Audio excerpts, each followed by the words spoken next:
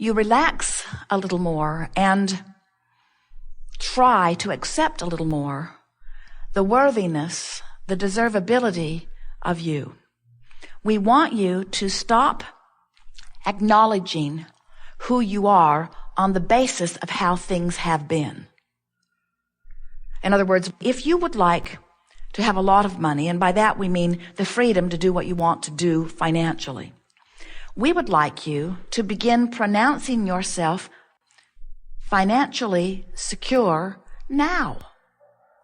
We want you to base it on where you're going, not on where you've been. The thing that's a little tricky about that is that where you've been looking. You've been observing where you've been. Only then it was where you were, sort of like where you are. And there's a tendency to pay such attention to what is around me. So if my checkbook says I don't have enough money to pay my rent, then I accept that reality and I begin to beat a drum that says, this is who I am, this is who I am, this is who I am, or at least this is who I am financially, this is who I am financially. And so what we're wanting you to understand is that who you am is about how you feel. But if you're letting what is be the basis of how you feel, then what is who you am. Transcriber has a hard time with us. She doesn't know whether to type it as we've said it or as we should have said it. So, what is the byproduct of how you've been feeling and what you've been thinking. But what is coming is the byproduct of what you're doing about all of that now. And so, when we say to you that your powerful present is everything, that all of your power is here and now, what we're saying to you is you have the ability, the capacity to offer a vibration now that is different from how you've been offering it, if you know you do. Now, there are a lot of people that are just, we love you dearly, lazy. And by that we mean, rather than making the effort to think a thought that feels differently, you just think the thought that feels normal or usual. And then nothing much changes in your experience. And we want to be kind to you by saying, we want you to let yourself off the hook a little bit by acknowledging that law of attraction is in on that. In other words, it's logical that you would think thoughts sort of like the thoughts that you've been thinking, because the thoughts that you have been thinking are attractive in nature. And so things that match the thoughts that you've been thinking are surrounding you. So it's normal that you think a thought, the thought responds, the thought comes back to you in manifestational form, you observe what manifests, and then you begin speaking reality. This is how it is, you say. Sometimes you say, oh my goodness, I thought that and then it happened. And we say, you get what you think about whether you want it or not. What you observe, what you remember, what you reminisce, what you ponder, what you imagine, what you speak about, whether you are contemplating past, present, or future, wherever you are giving your attention is generating a vibration that law of attraction is matching. When you understand vibration, you look in your now for things that make you feel good when you see them, because you understand that when you look at something in your now that pleases you, you activate it and you're going to get more of it. When you understand the power of vibration and you're looking in your past, you don't look for the whole collage. You don't look for the big picture. You don't look for every single event. You don't try to present a balanced view. You look into your past for those things that you love the very most, and as you focus upon them, they keep repeating themselves into your now and into your future, but you don't replicate the stuff you don't want. You're too smart for that. Why drag around stuff you do not want because it is some reality? That's like saying, I see that person focused upon that terrible thing that he did not want long enough that he created it in his reality. And because he created it in his reality, I think I should do that too. And we say, why would you do that? We know the answer. The only reason that anyone would do that is because you don't know what you're doing. You would never do it on purpose. You would never say, oh, my friend has cancer. Let me see if I can figure out how to get some too. You would never say, oh, My friend is in a terrible relationship. Let me talk to her every day until she brings me to the place of feeling like she feels so that I can recreate that misery in my own experience. You don't say that. What you say is, I need to be there for her. And we say, what you really want to do is go with the flow. You want to go with the flow of well-being. You don't want to get out of step just because somebody else got out of sync with well-being, you see. So how do you know when you're in the flow of well-being, and how do you know when you're stepping out of it a little bit? Or how do you know when you're hindering it or disallowing it? You can tell by the way you feel. You have this emotional guidance system that is so accurate, so sophisticated, so loving of you, so helpful. Jerry and Esther have a sort of guidance system, not nearly as wonderful as the one all of you are born with, in their vehicles. It is called Magellan. And Magellan calculates the route and gives them verbal and visual description of how to get from where they are to where they want to be. They just program in the address, and then Magellan talks to them. Go this way, go this way. Magellan never, ever, ever, ever has said to them, where have you been? Because it is irrelevant to the task at hand. The task at hand is, where are you in relationship to where you want to be? That's all that matters. And your own guidance system is the same way. Magellan never says to Jerry and Esther, you asked me, I told you, you didn't listen, now I'm done with you.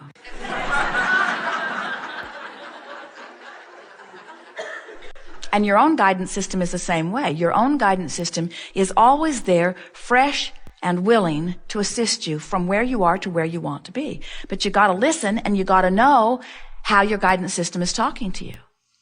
Magellan, Jerry and Esther, sometimes they will program her. It is a woman's voice. The man's voice was far too bossy.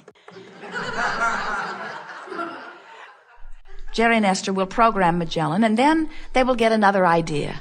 And rather than take the time to reprogram her, they will just go the way they've decided to go and try to ignore her. But she is relentless. She says, please return to the highlighted route. Please return to the highlighted route. She does not raise her voice. She does not get louder, but she continues to say, please return to the highlighted route. Please return to the highlighted route. Please return to the highlighted route. You said you wanted to go there. You are not going in the way that I recommend. Please return to the way I recommend. Please return to the way I recommend. Jerry will say, shut that broad up. If they continue to ignore her, eventually she will conclude that you're serious about your new divergence. And she will say, recalculating route. This is the point where your mother would say, you asked me, I told you, now don't ask me anymore. But Magellan says, given your new location and keeping in mind your determination to still get to where you want to be, this is what I now suggest. And your own guidance system is the same way. Always responding to where you are now and always leading you to the path of least resistance to that which you are seeking. Path of least resistance and path of most allowance are the same path. In other words, this is the best route for now. Well, how do you know if you're on your path? How can you tell? Magellan, it's obvious. She speaks right up. But many of you do not know that you have a Magellan or an Abraham in your ear. And so, how do you know? And we say, you can tell by the way you feel. When you're on your path, it feels like ease. It feels like joy. It feels like adventure. It feels like exhilaration. It feels interesting. It feels exciting. It feels soothing. When you're off your path, it feels irritating. It feels aggravating. It feels overwhelming. It feels frustrating. It feels fearful. It feels angry. It feels suffocating. In other words, you can tell when you are on your path and when you are not. Now, we want to give you something here that many of you may not be aware of. We want you to know that this is not a straight and narrow path. This is a wide and yielding, friendly, moving about, delicious path. There are so many paths that you could take to where you want to go. And there's not only one enjoyable path either. There are so many paths of excitement and adventure. In fact, some of you so much like adventure and excitement, you so much want to be alive that you don't even want the shortest path. You don't even want the easiest path. You want the most exhilarating path. You want the most adventurous path. That's why you cannot guide one another about your paths. That's why nobody can write a book, not even a book called Bible. No one can write a book. No one can write a process. No one can tell you the way to go. You have your own internal guidance system that is taking into consideration who you are, who you were before you were born, who you are as non-physical energy, who you are in this physical body, who you are in relationship to your environment, who you are in relationship to all things you want. Your guidance system knows who you are and adores you, and is lovingly saying to you, given everything I know about you, which is everything, given everything I know about you, if I were standing in your physical shoes, I would go this way. Why don't you try it and see how it feels? So, if you will make a decision to follow what feels good, you will be on your path, and it will be an extraordinary path. It will fulfill you in every possible way.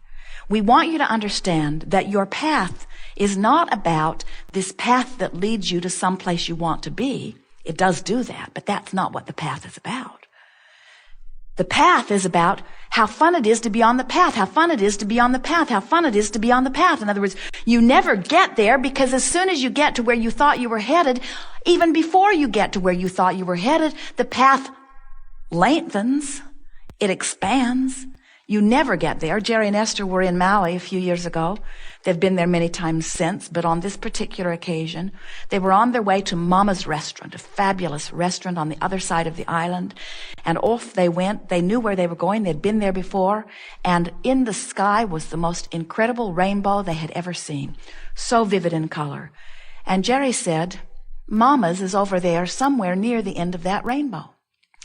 As they followed the rainbow, it continued to move along with them. It continued to move. It continued to move. It continued to move. It continued to move. It led them right to the road that turned off to Mama's restaurant. And then the rainbow dipped right into the ocean, right at the spot. And Jerry said, well, look at that. The rainbow has led us to Mama's. But when they got to Mama's, the rainbow led them someplace else. In other words, this rainbow is like your eternally expanding path. As soon as you get even close to where you think you were going, you not only get the benefit of what you were reaching for, but you get an expanded reach. And so we want you to start enjoying the fact that you will never get there. We would like you to start enjoying the fact that we are eternally incomplete. We will never get it done, and you cannot get it wrong. And the reason you can't get it wrong is because it's never done. So no matter how incomplete or unfulfilling or unrewarding or off track it may feel in any moment in time, because it isn't finished and because so much power is in your now. Do you know that everything that you've ever lived does not even come close, if you added it all together, to the power of your now? Because right now, here where you are right now is the juncture where you meet you. It's where the non-physical you meets the physical you. And the non-physical you is this unfathomable, unspeakable, unquantifiable stream of current or energy. Some call it God force. We like the expression creative life force. Source. This source energy is meeting you. And so it does not matter what you've lived in this body before and how much of it you have allowed or disallowed. The only thing that matters is right here and now, how much am I letting in? Which is the same thing as saying, right here and now, how much am I allowing my alignment? Which is the same thing as saying, right here and now, how good can I bring myself to feeling? Joseph Campbell said, the best words we've ever heard said in physical expression, follow your bliss. And if you do that, you will be in sync with who you are. Your path will be a joyous one. All things that you contemplate, that you desire, will flow easily into your experience. You will continue to live happily ever after. Those are powerful words.